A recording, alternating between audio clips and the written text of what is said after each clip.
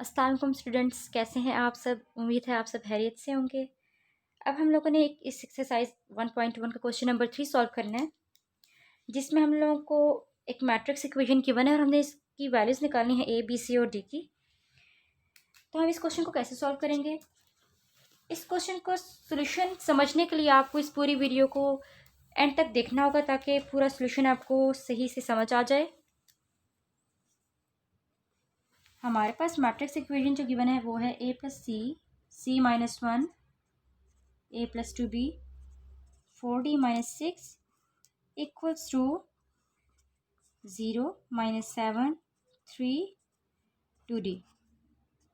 अब हमने क्या करना है, इस इक्वेशन को हम कैसे सॉल्व करेंगे। मैट्रिक्स इक्वेशन को हम लोगों के पास जो करस्पॉन्डिंग, इस मैट्रिक्स इक्वेशन को सॉल्व करने के लिए हम लोगों ने देखना है जो करस्पॉन्डिंग इंट्रीज हैं उनको आपस में इक्वल करके लिख लेना है।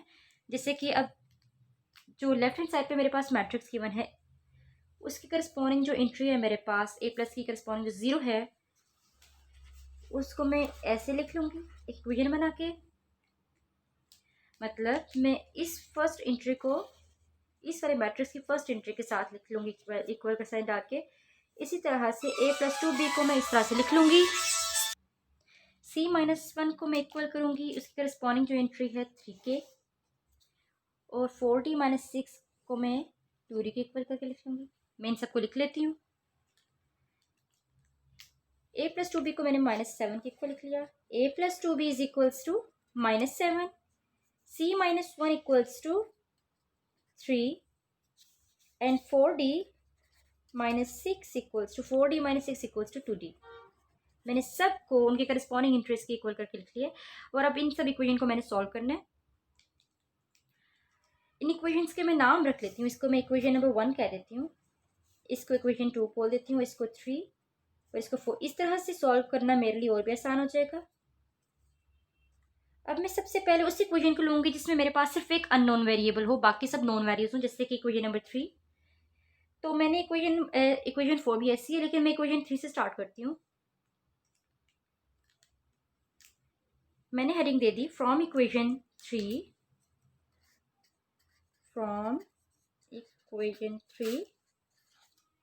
विच is c minus 1 equals to 3। जब मैं इस -1 को इस राइट साइड पे ले जाऊंगी तो मेरे पास ही इसका साइन चेंज हो जाएगा, वो प्लस बन जाएगा।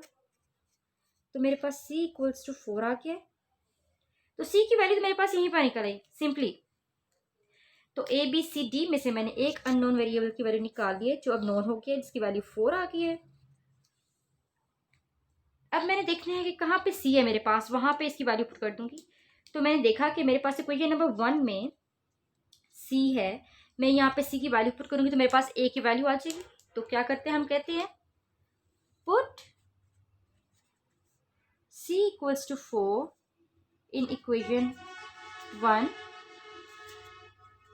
we get, मैं c equals to 4 को पुट करने लगी हूँ फर्स्ट इक्वेशन में। तो a plus C equals to 0 है मेरे पास, इसकी मैंने c की जगह पे मैंने c की वैल्यू 4 को पुट किया इक्वल्स टू 0। अब मेरे पास इस साइड पे 4 की जो साथ साइन है वो प्लस का साइन है। जब इसको मैं इस साइड पे ले आऊंगी राइट हैंड साइड पे तो मेरे पास वो -4 हो जाएगा। तो a की वैल्यू मेरे पास क्या आ गई, -4। ए की वैल्यू बहुत सिंपली निकला। ये बहुत सिंपल क्वेश्चन है। मैट्रिसेस आई थिंक सबसे इजीएस्ट टॉपिक है हमारे पास मैथ्स का। मैंने ए की वैल्यू भी निकाल ली, ए की वैल्यू भी निकल आई है मेरे पास, सी की वैल्यू भी निकल आई है। अब ए की वैल्यू मेरे पास आ गई है तो मैं ए की वैल्यू को इक्वेशन नंबर 2 में पुट करूंगी तो मेरे पास बी की वैल्यू निकल आएगी। मैंने पुट किया,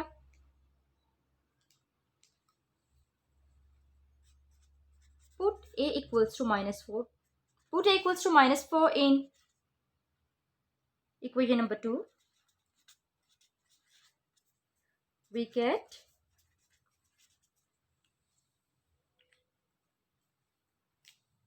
मैंने सेकेंड इक्वेशन लिखी a plus 2b equals to -7। a की जगह पे मैंने लिख दिया -4 प्लस 2b इक्वल्स टू -7। अब यहाँ पे मेरे पास -4 है। जब मैं इसको इस साइड पे लेके आऊंगी इक्वालिटी की दूसरी साइड पे तो साइन चेंज होकर प्लस हो जाएगा। तो 2b इज इक्वल्स टू -7 + 4, मेरे पास आ जाएगा 3, साइन मेरे पास आएगा जो बड़ी रकम के साथ है, माइनस का साइन आ गया।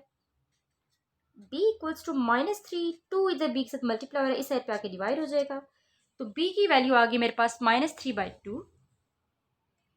b की वैल्यू आ गई -3/2। मैं इसको चाहूँ तो पॉइंट्स की फॉर्म में भी लिख सकती हूँ, इस तरह से भी एक्सेप्टेबल है। तो b की मेरे पास ये वैल्यू आ गई। अब मैंने फाइंड करनी है वैल्यू d की, मतलब इक्वेशन नंबर 4 को, उसको मैं सिंपली सॉल्व करूंगी तो मेरे पास वैल्यू आ जाएगी d की, क्योंकि यहाँ पे भी d है, यहाँ पे भी d है। जब मैं इसको सॉल्व करूंगी तो इजीली मेरे पास इसकी वैल्यू निकल आएगी। तो मैंने लिखा यहाँ पे from equation number 4, from equation 4, equation लिख ली मैंने। इक्वेशन क्या है मेरे पास, 4d - 6 इक्वल्स टू 2d।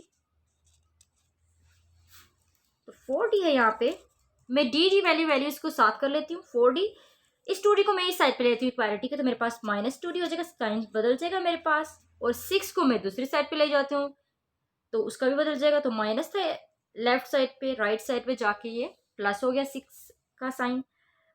अच्छा, 4d में से मैंने 2d को माइनस किया तो मेरे पास आ गया 2d, यहाँ पे मेरे पास 6 ही है। अब 2 मेरे पास d के साथ मल्टीप्लाई हो रहा है, इधर 6 के साथ आके डिवाइड हो जाएगा, तो d की वैल्यू मेरे पास क्या आ गई, 3। तो d की वैल्यू मेरे पास आ गई है 3। a की वैल्यू भी निकल आई, b की वैल्यू भी निकल आई, c और d की वैल्यू भी निकल आई। ये तो हमारे पास क्वेश्चन हो गया सॉल्व। एक्सरसाइज 1.1 हमारे पास कंप्लीट हो गई है। नेक्स्ट एक्सरसाइज मैं आपको नेक्स्ट वीडियो में समझाऊंगी। तब तक के लिए अल्लाह हाफिज़।